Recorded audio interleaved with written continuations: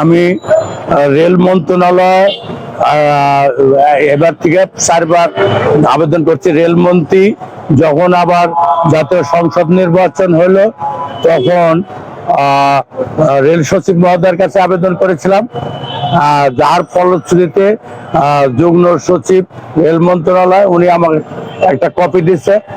সত্যি কথা বলতে কি, রেল গোলন্দ ঘাট স্টেশনে 1871 সালে এই স্টেশনটি স্থাপিত হয়। এই স্টেশন দিয়ে দক্ষিণবঙ্গ, উত্তরবঙ্গ এবং পশ্চিমবঙ্গের যত জনসাধারণ যতগুলি মাল নেওয়া আনা সব গোলন্দ ঘাট থেকে বিভিন্ন স্টিমার, ট্রলার, ফেরি, লঞ্চ যোগে বিভিন্ন জেলায় সেই মালামাল যাতায়াত করতো। কুমিল্লা, চাঁদপুর, ঢাকা, চিটাগাং, সিলেট, ময়মনসিংহ এই রুটটাই ছিল গোলন্দ ঘাট। এই গোলন্দ ঘাটটা দিনে দিনে পদ্মা নদীর শুকায় যাওয়াতে এই গোলন্দ ঘাটের ঐতিহ্য আর নাই, কিন্তু গোলন্দ ঘাটকে একটা ঐতিহ্যবাহী রেল স্টেশন। এই স্টেশনে কলকাতা থেকে নিয়মিত ট্রেন যাতায়াত করত। সেই ট্রেনে কলকাতা থেকে আসে এই গোলন্দ ঘাটে স্টিমার, ফেরি, লঞ্চ যোগে যাত্রী সাধারণ পারাপার হতো এবং মালামাল পরিবহনের জন্য ট্রলার, বড় বড় ছাদি নৌকা এবং ফেরি, লঞ্চ সহ এই গোলন্দ ঘাট থেকে বিভিন্ন জেলায় সেই মালামাল পরিবহন করত। আজকে গোলন্দ ঘাটে ট্রেন শূন্য, শুধুমাত্র ভোরের একটি কলেজ ট্রেন, শাটেল ট্রেন, যে ট্রেনটা শুধুমাত্র পুরাদা গিয়ে ঘুরে আবার রাজবাড়িতে চলে আসে, রাজবাড়ি আবার বিকালে গোলন্দ আসে। এখন কথা হচ্ছে গোলন্দ ঘাট থেকে প্রতিনিয়ত অতীতে অনেক ট্রেন যাতায়াত করত।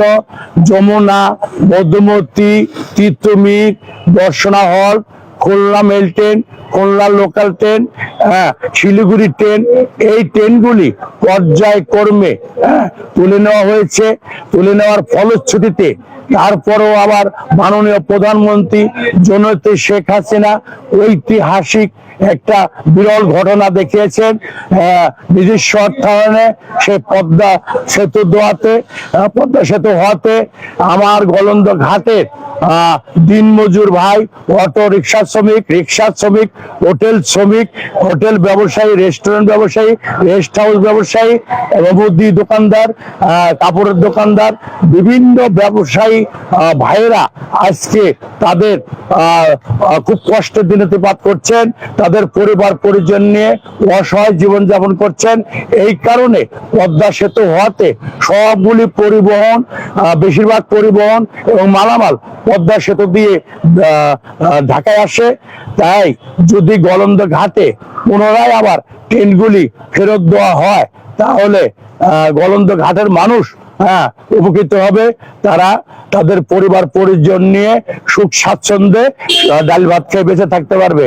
আমি একজন সাধারণ মানুষ, আজ থেকে 6-7 মাস আগে আমার দৌলতদিয়া ঘাটের বিভিন্ন পরিবহনের ভাইয়েরা, হোটেল ব্যবসায়ী, রেস্টুরেন্ট ব্যবসায়ী, তারা আমার কাছে আসছিল, বলছিল ভাই আমাদের গোলন্দ ঘাটের থেকে পর্যায়ক্রমে সব ট্রেনগুলি চলে গেছে, নকশিকাটা মেল ট্রেনটি আছে সেটাও নাকি 1 তারিখে তুলে নেওয়া হবে, তা আপনি একটু দেখেন। আমি বলছি কি, আমি তো জনপ্রতিনিধি না, আমি কোনো শীর্ষ স্তরের পদেও নাই।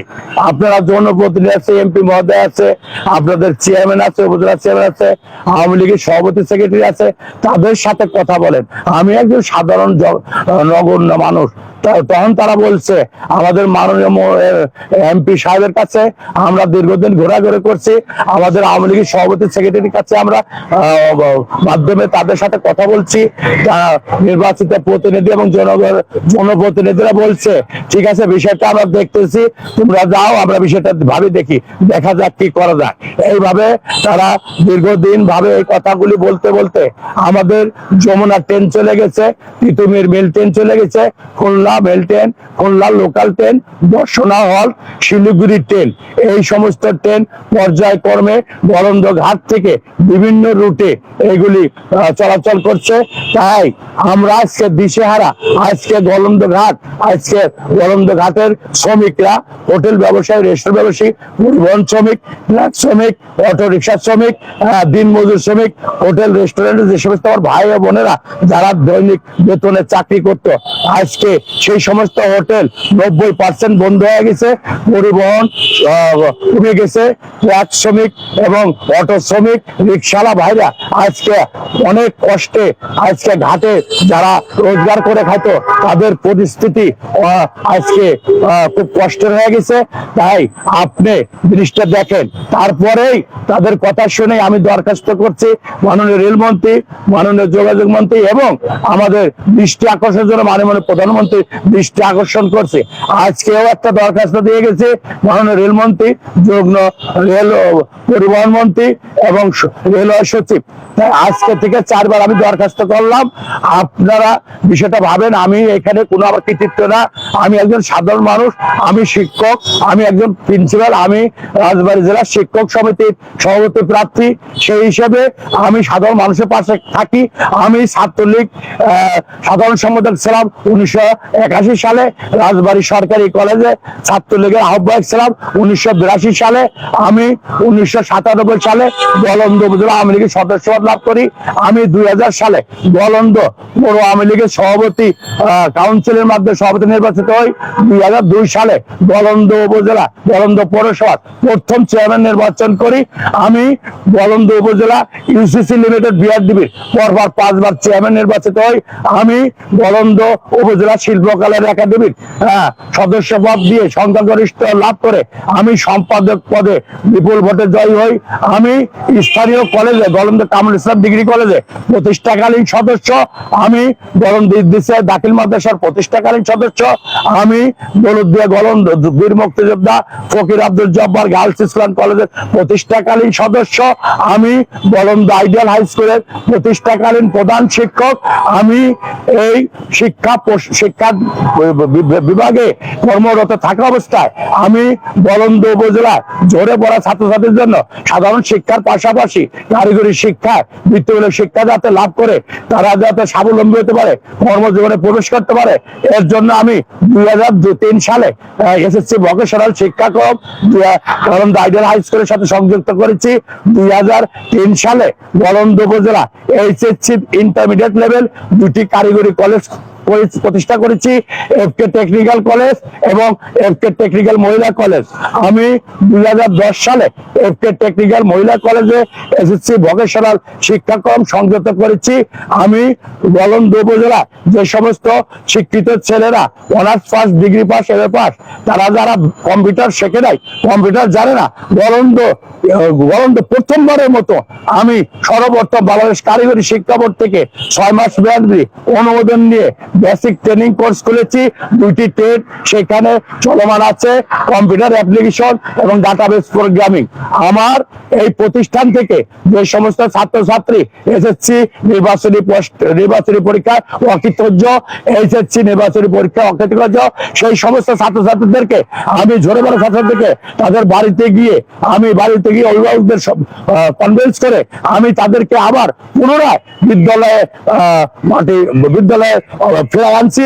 তারা দীর্ঘদিন যাবৎ তারা এসএসসি ভোকেশনাল আমার এখান থেকে পাশ করে এবং এসএসসি বিএম পাশ করে, অনেকে ডিপ্লোমা ইঞ্জিনিয়ার, বিএসসি ইঞ্জিনিয়ার, অনেকে অনার্স মাস্টার্স পাশ করে আজকে তারা স্বাবলম্বী হচ্ছে, তাদের পরিবার পরিজন নিয়ে আজকে তারা প্রতিষ্ঠিত।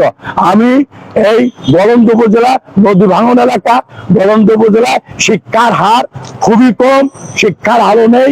গলন্দ উপজেলা শিক্ষার প্রসার ঘটানোর জন্য আমি কারিগরি বৃত্তিমূলক শিক্ষা, সাধারণ শিক্ষার পাশাপাশি আমি 2003 সালে 2টি ভোকেশনাল এবং 2003 সালে 2টি এসএসসি বিএমটি এবং 6 মাস মেয়াদী কম্পিউটার কোর্স, এবং আমার প্রতিষ্ঠান থেকে অনেক ঝরে পড়া ছাত্রছাত্রী সুশিক্ষা শিক্ষিত হয়ে আজকে কেউ সেনাবাহিনী, মিডিয়ার, পুলিশ বাহিনী, বিভিন্ন সেক্টরে, গার্মেন্টসে এবং কেউ বিএসসি ইঞ্জিনিয়ার এবং কেউ অনার্স মাস্টার্স পাস করে স্বাবলম্বী হচ্ছে।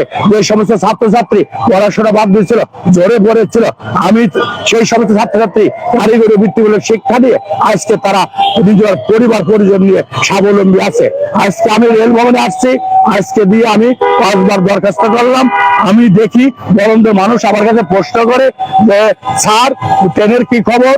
আমি আসছি, দেখা যাক গলন্দ ঘাটের মানুষের কথা চিন্তা করে, তাদের পরিবার পরিজনের কথা চিন্তা করে আমি যাতে তুলে নেওয়া ট্রেনগুলো পুনরায় যাতে আবার আমাদের মাননীয় রেলমন্ত্রী মহোদয় এবং মাননীয় প্রধানমন্ত্রী মহোদয়, যোগাযোগ মন্ত্রী মহোদয় এবং মাননীয় রেল সচিব মহোদয় সহ সংশ্লিষ্ট রেল বিভাগের যারা আছেন মানবিক দৃষ্টিকোণ থেকে গলন্দ ঘাটের ঐতিহ্যটা রক্ষা করার জন্য এবং গলন্দ ঘাটে যে সমস্ত মানুষ এই রেলকে কেন্দ্র করে, এই স্টেশনকে কেন্দ্র করে যারা জীবিকা নির্বাহ করত, তাদের পরিবার পরিজনের কথা চিন্তা করে পুনরায় আবার যাতে ট্রেনগুলি গলন্দ ঘাটে নিয়মিত চলাচল করতে পারে সেই আশা নিয়ে, সেই চিন্তা চেতনা নিয়ে আমি আজকে রেল ভবনে আবারও হাজির হয়েছি।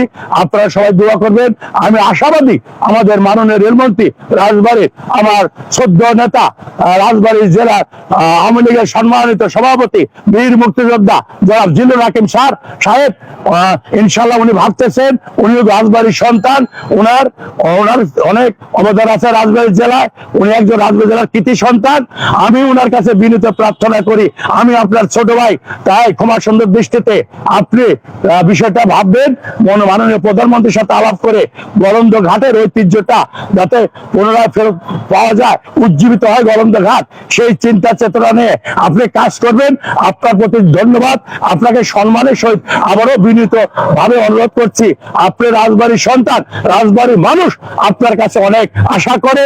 আপনি মন্ত্রী হওয়ার পর আমরা দৌলতদিয়া ঘাটে আপনাকে হাজার হাজার মানুষ সম্বর্ধনা দিয়ে আমরা আপনাকে ফুলের তোড়া দিয়ে বরণ করে নিয়েছিলাম, বুক ভরা আশা নিয়ে যে আপনি রেলমন্ত্রী হয়েছেন, তাহলে আপনি গলন্দ ঘাটের মানুষের ভবিষ্যতের কথা চিন্তা করবেন, তাদের সুখ স্বাচ্ছন্দ্যের কথা চিন্তা করবেন।